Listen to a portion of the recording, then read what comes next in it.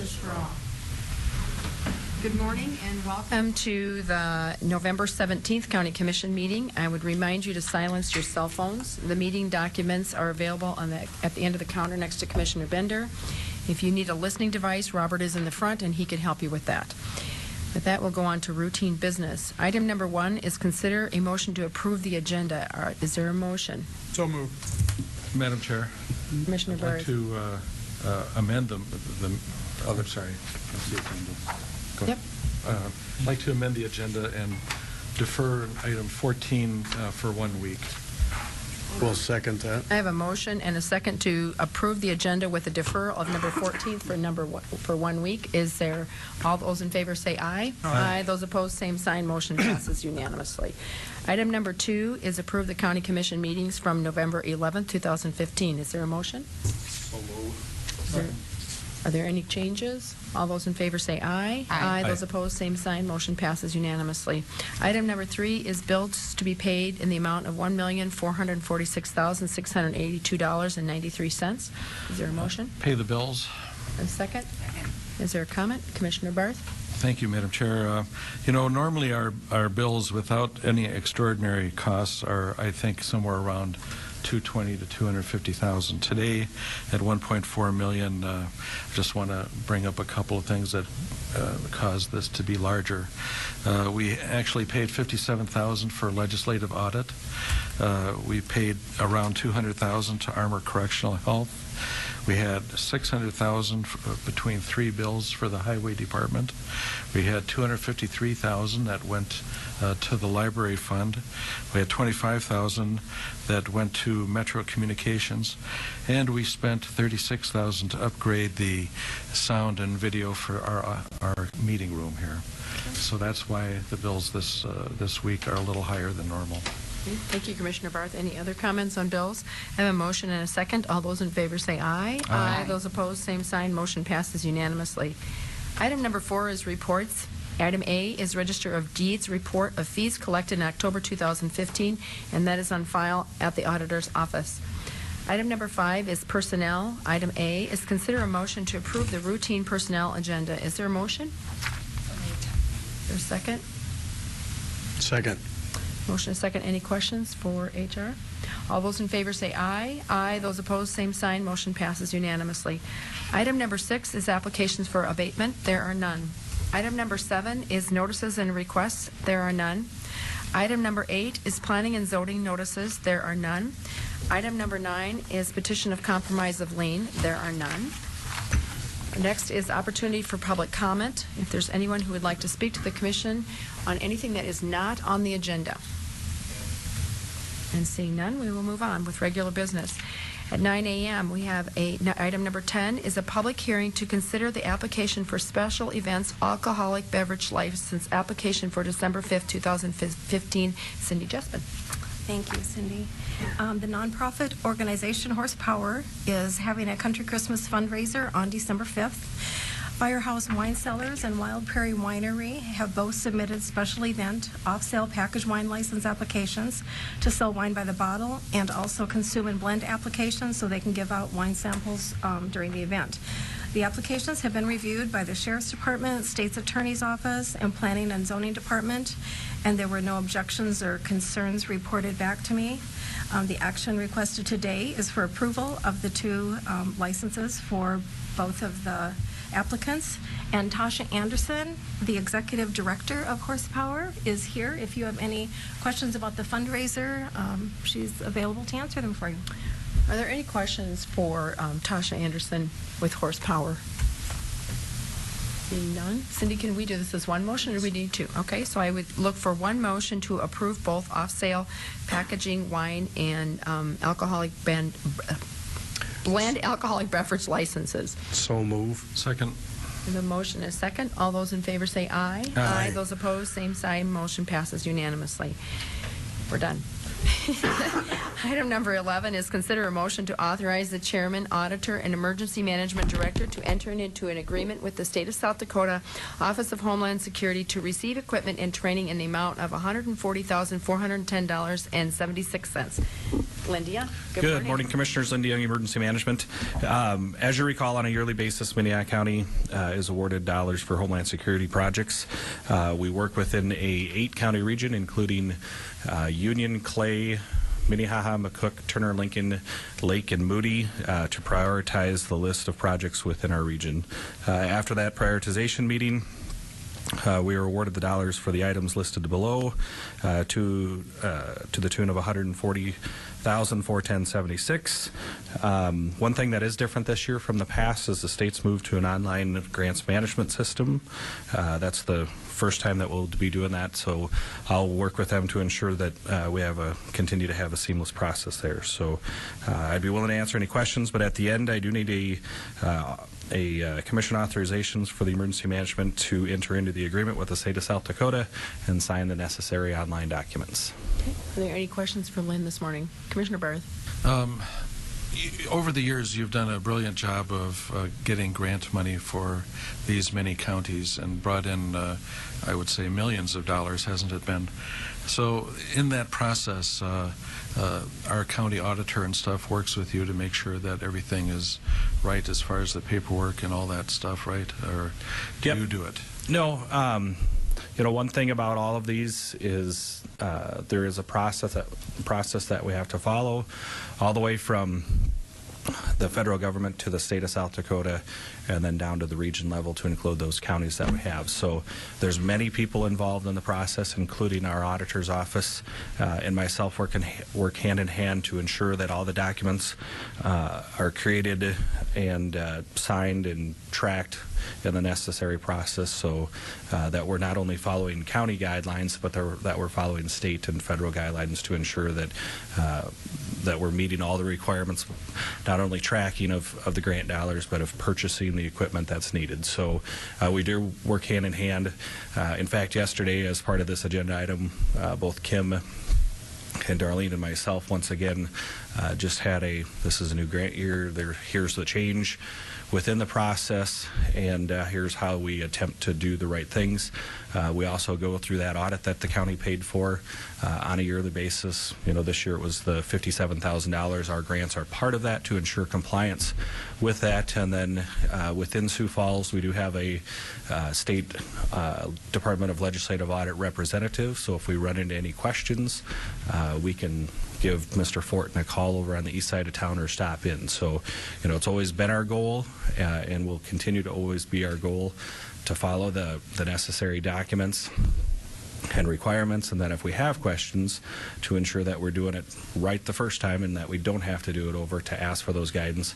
And if there isn't the guidance there, which has been several times, let's take plenty of time to do this right so that we don't have to do it over, has been kind of our approach to this, because once again, these have been around since 9/11 or since after then, or since actually before then. 1998 was the first year, but they've changed every year with different priorities that the federal government has, different ways that they're managed at the state, different requirements down to the local level. So although you see the grant paperwork in front of you once or twice a year, there's a lot of moving parts to ensure compliance on the backside that the commission doesn't see in many different departments with many different people ensuring strict regulations and strict guidelines to ensure that everything's done correctly. Okay. Any other questions for Lynn?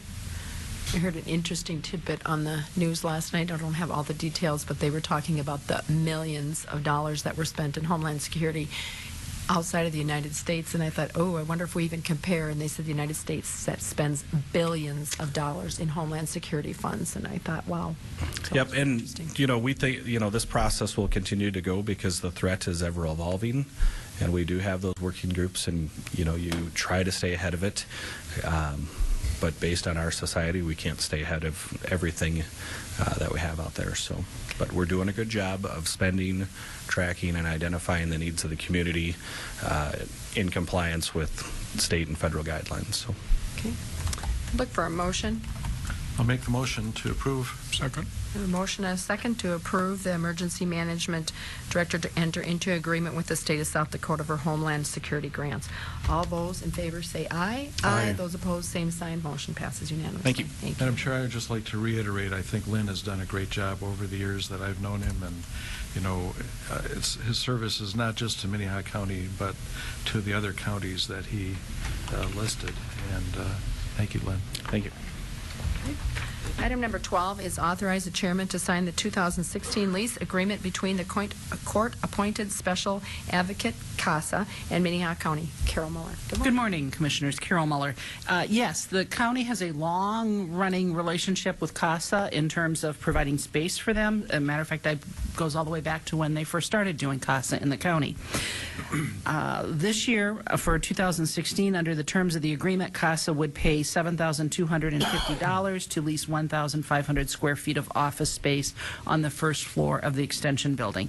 This is keeping the rent the same as last year, which increased $250 from the year before that. All other terms of the lease remain the same as in 2015. The county pays for heat, electricity, and janitorial service. The county also directs where employees of CASA will park. The lease may be terminated upon 60 days written notice, typical language that goes into everything that's out there. So any questions? Would ask for your approval on this. Any questions? Has this rate increase or lease increase been discussed with CASA? Are they aware that We aren't increasing this year. Oh, It's- there's no increase this year. I'm sorry. No. It increased for 2015 by $250. Okay. Yes, Thank you. so we're leaving it the same. Okay. Any other questions or comments? Look for a motion. Move for approval. Second. We have a motion and a second to approve the lease with CASA. All those in favor say aye. Aye. Those opposed, same sign. Motion passes unanimously. Item number 13 is authorize the chairman to sign the request for amendments to grant 1112-302 Southeast Technical Institute Workforce Development Block Grant for CDL training. Robert Wilson. Good morning, Commissioners. Robert Wilson with the Commission Office. In May 2012, Minnehaha County received a community development block grant from the state to assist Southeast Tech in expanding its commercial drivers training program.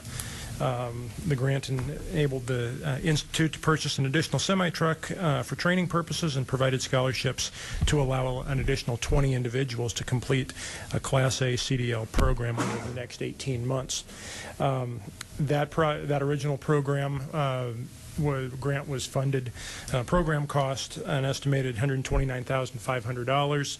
The grant was for $120,000, with the balance being provided by STI. And then that grant was amended and extended in June of 2013 with an additional $110,850 to allow an additional 30 students to go through the program. And that grant period was extended by 6 months at that point. That grant period was to end at the end of October of this year. In speaking with the Southeast Council of Governments, CCOG, which administers this grant, there is still approximately $51,000 in there of that grant funding available, enough to train an additional 12 students. And both State of South Dakota, STI, and CCOG are requesting an extension of an additional year to allow the additional funds to be used for that purpose, and additional students to be trained. And believe this is an area of need in the workforce in this region, and would be well used if they could continue to use that grant funding. Are there any questions for Robert? It might be interesting to know if the leftover funds that we're approving going forward for 12 additional students was because we didn't have 12, if there were open spaces, or if they actually, it was just more cost effective than they thought it was, and that they were able to train the original 30, and now they still have room for 12 more. Just curious how many people have actually gone through the program. Just in my discussion with CCOG, it sounds like they had their application rate wasn't quite what they expected to be for that time period, but they seem confident that they will be able to fill it with this additional time frame. Look for a motion. Make a motion to approve. Second. A motion and a second to approve the chairman to sign the request for the amendment to the grant. All those in favor say aye. Aye. Those opposed, same sign. Motion passes unanimously. Item number 15 is Minnehaha County Liaison Assignment Reports. Are there any reports? Commissioner Benega and I this morning met with, did you want to talk about that? No, you can talk better than I can today. We met with the Public Defender's Office this morning, talked a little bit more about Gideon's Promise and the program that we've been running this last year and the success of that. Their next round of interviews is coming up in December for that program, and they have some very impressive candidates that would like to interview with the state of South, with Minnehaha County, and we did approve through the board that they go forward with those interviews of some of those candidates. The one that we have gotten has been a wonderful asset under this grant program at this point. This Gideon's Promise person that we have on board right now has not been hired as a full-time staff for Minnehaha County, but will be considered in the application pool when there is an opening in that staff. So right at this point, it's just still a grant position. We also talked about pretrial services, and that was a very interesting conversation, and I think we talked probably about 40 minutes on pretrial services and things that are being done and what's been worked on. So a very interesting meeting today. So we actually ran out of time. I think we would have talked a whole lot longer if we would have had more time this morning. So, are there any other liaison reports? Madam Chair, I think that Scott will probably talk about it under new business, but we do have some changes on our planning commission coming up. Okay. This is new business. Is there any new business? Scott?